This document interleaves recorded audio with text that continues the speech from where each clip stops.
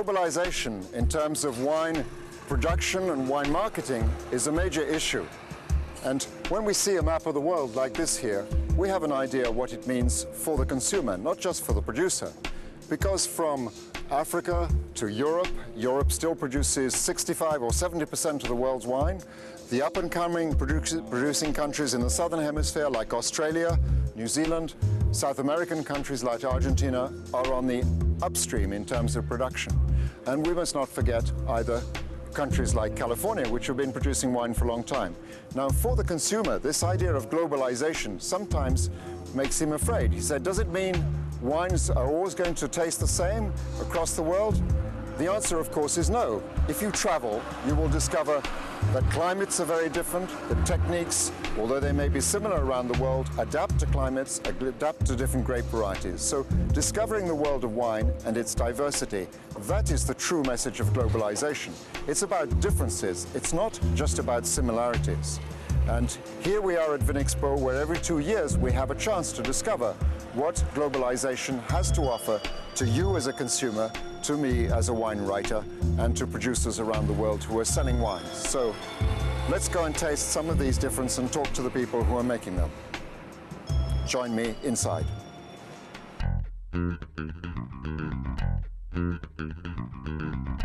Your wine is now, after the end of apartheid, is exported around the world, but the rest of the world is also getting wine from many other countries. What do you think of this effect of globalization? Is it a benefit for the consumer to have so many wines, or is it a little bit confusing maybe? I see it as both. I see it as a benefit and I see it as confusing. And we spend our life doing sort of tastings for people all over the world to say, don't be scared, try wines from new countries and everything else.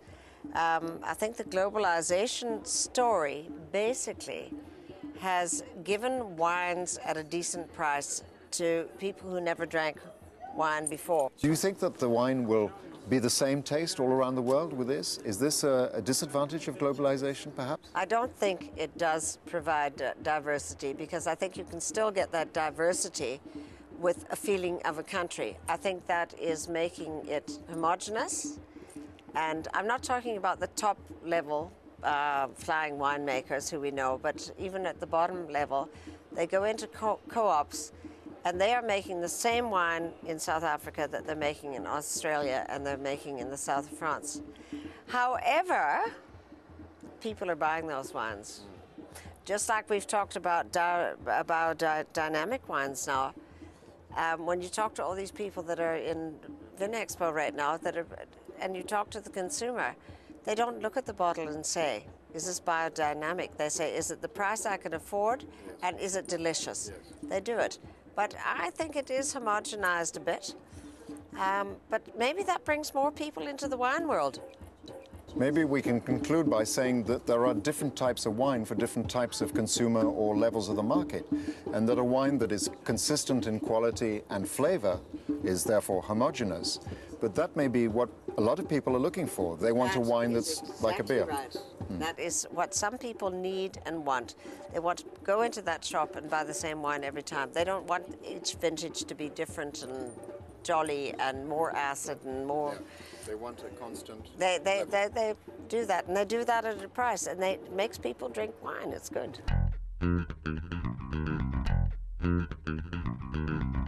We make the Chardonnay the same way in Chablis, in Chile, south of France, South Africa. We make the Chardonnay the same way.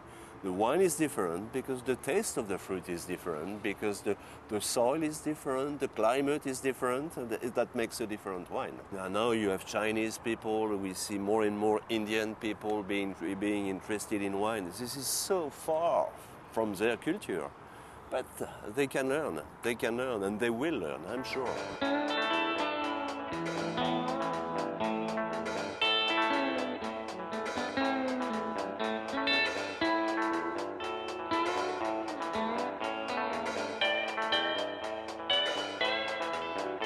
You know, everything is a matter sometimes of opportunity. And in 1988, remember, we had a lot of investors coming to Bordeaux, and the price of the land was quite high. And we were asked to go and visit Chile. I suppose we were the first foreigners to go to Chile and buy into a vineyard. And that was a sort of challenge for our team from Chateau Lafite to do 2 harvests per year. Remember, we're harvesting in Chile in February or March. So that's how we started. We brought to Argentina, we brought to Chile and the 2 other domains, we brought the globalization for us of a long-term plan, excellence, finesse, but there is no globalization about the way the wine is being made or the way it tastes, because we make the wine according to what you have in your own vineyards. And remember, we are basically farmers. You know, we're farming our own vineyards and we make the wine from the vineyards. So I think we brought really some discipline, long-term view and know-how to the countries where we are now making wine. Globalization, it means rather to find the same taste to all the wines at the same price. For me, that doesn't really exist. If you take a young Japanese, a young Chinese, a young Belgian, a young American, you know, they were not raised the same way when they were young. They were not eating the same thing. They don't have the sort of same attitude toward acidity, toward color codes, towards sweetness. So that means step by step, starting from drinking wine from Australia or starting to drink wine from California, they will decide one day they like the, I don't know, the white Riesling from Germany or the red Cabernet Sauvignon like Lafite from Bordeaux. We do actually produce wines from places where they make and consume wines. We don't want to make wine in a non-drinking country. That doesn't exist, you know, because you need to have the broad base of people understanding about viticulture, because everything goes with viticulture, not with winemaking. We don't like, you know, the term winemaking, winemaker. It's more sort of a marketing tool. We rather prefer to talk about estate management.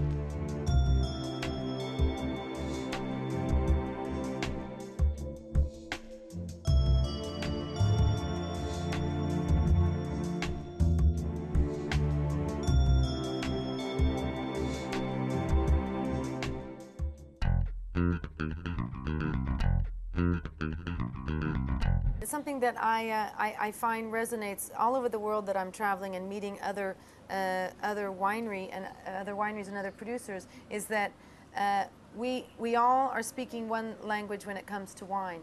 And there are large corporations everywhere. They are in Europe, they are in the New World. There is not a divide between New World and Old World. The divide is much more among small, medium, and large-size wineries. And those of us in general who are estate, who are farming by hand, who are estate grown and controlled, which means you either own your own vineyards or you own or you control your own vineyards, we are united in that goal. And that will be separate and not necessarily contradictory with the goals and interests of a large corporation that are maybe making more entry-level wines, are not having those assets on their balance sheet, so they don't own their own vineyards. They will be blending. They have great resources to blend and pick from the best areas, and also perhaps on the business side, greater marketing and sales resources. And those two things can coexist, but they are not defined by country. You basically want quality at every price point, and if a large company can deliver quality at an entry-level price point that a small producer can't, that is a very positive thing, because eventually the consumer is going to get exposed to quality in the entry level and eventually quality at every price that he's looking for. Globalization has had an interesting effect in that it's opened up the consumer to lots of choice and lots of diversity. It's also opened up producers to new technologies and new markets.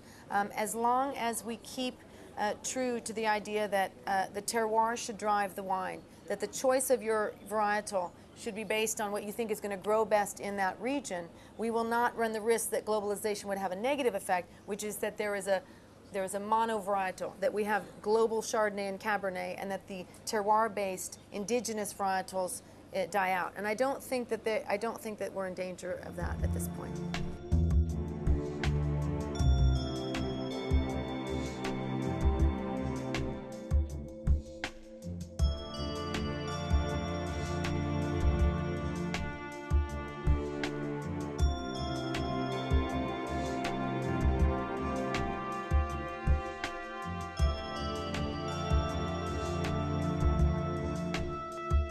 The big advantage for the consumer is the diversity of varieties that you bring to him.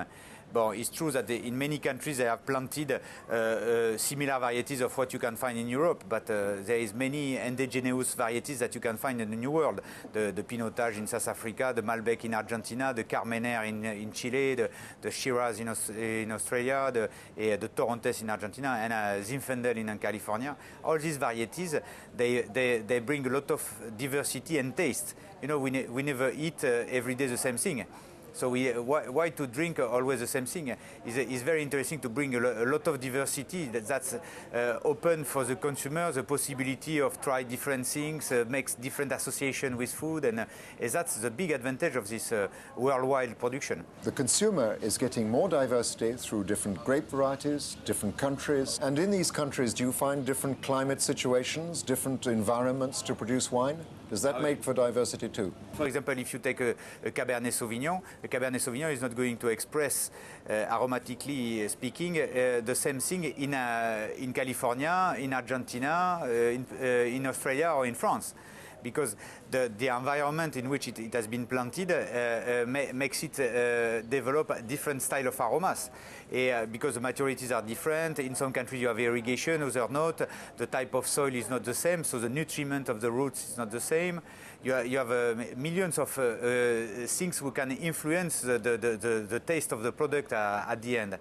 And it is sure, in Argentina you don't have the same climate than in Chile, which is very close, but it's totally different. You have a continental climate in one side, the other side is what we call a sea-influenced climate. So it's every country has its own climate, because there is too many people who speak of the globalization as people like us who travel with a recipe doing the same thing everywhere. There is no interest for a person like me to do this sort of things. Myself, I dream to discover a new thing. I spend my time creating new taste. Recently, I've created a Tokai in Friuliano, fermented inox, something like nobody does in Argentina. I always try to find some new things, new ideas to bring diversity. But why should I try to make a similar Bordeaux everywhere where I travel? Why not to make it at Bordeaux? It's the best place to produce a Bordeaux. François, thank you very much, and vive la différence. Let's go and drink these wines now.